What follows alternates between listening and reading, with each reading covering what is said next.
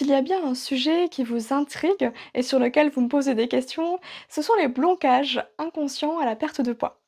Alors dans cette vidéo, je vais vous partager 3 manières de mettre en lumière vos blocages inconscients qui vous empêchent de maigrir. Bienvenue, je suis Aurélie Nussbaumer, psychologue et hypnothérapeute. Je vous aide à maigrir grâce à la psychoneuronutrition avec l'Académie Mincir Autrement où le but est de vous alléger du poids du passé. Avant de s'intéresser à ceux qui bloquent, il est essentiel de regarder du côté de votre comportement alimentaire. En effet, parfois on n'arrive pas à maigrir parce qu'on est déconnecté de ces sensations de faim, de satiété et de rassasiement. Ou qu'on souffre de compulsion. La base, c'est votre rapport à la nourriture. Et je ne parle pas du fait de manger équilibré H24, mais bien de la relation que vous entretenez avec la nourriture. Est-elle source de stress? Occupe-t-elle vos pensées jour et nuit? Sert-elle de réconfort? Etc. Si tout est OK de ce côté-là, on va pouvoir plonger dans votre inconscient pour découvrir les obstacles qui vous empêchent de maigrir. La première manière de mettre le doigt sur ces blocages, c'est de poser les bonnes questions. Pour cela, je vous renvoie à ma vidéo 3 questions à se poser avant d'entamer une perte de poids.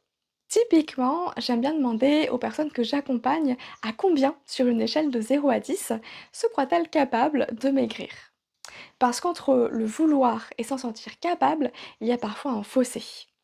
Et rien que cette question nous donne des indications pour la suite. Forcément, si vous vous en croyez capable, le feu est au vert.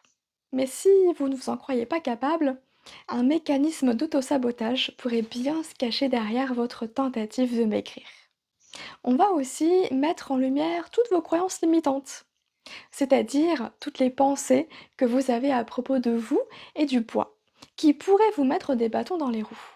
Typiquement, si vous êtes persuadé que les gens au surpoids sont plus gentils, par opposition, cela veut dire qu'inconsciemment, vous pensez que les gens minces sont moins gentils.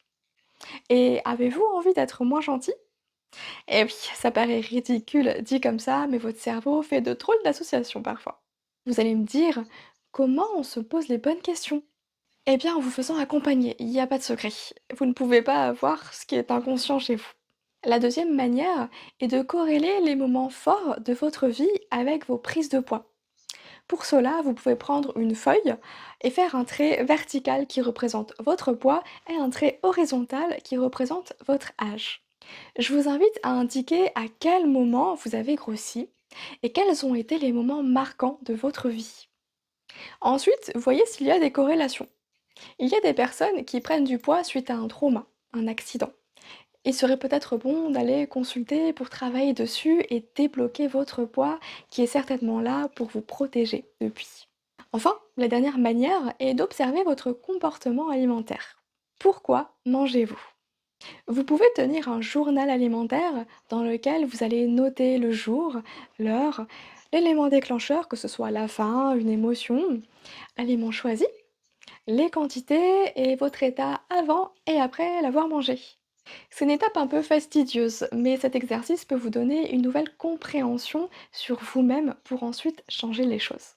Si vous voulez aller plus loin, sachez que dans le programme Alimentation sereine et consciente, on travaille justement le comportement alimentaire. Et dans le challenge Deep Work, on va explorer en profondeur vos croyances. D'ailleurs, on commence le 5 septembre et pendant 30 jours, je vous partage une question d'introspection par jour dans un groupe WhatsApp avec d'autres participantes et je vous coach en fonction de vos réponses. Vous avez aussi 4 audios d'enseignement pour changer votre perception du poids. Les inscriptions sont ouvertes jusqu'au 4 septembre seulement et je vous mets le lien dans la description si ça vous intéresse. J'espère avoir pu vous apporter un éclairage sur le sujet.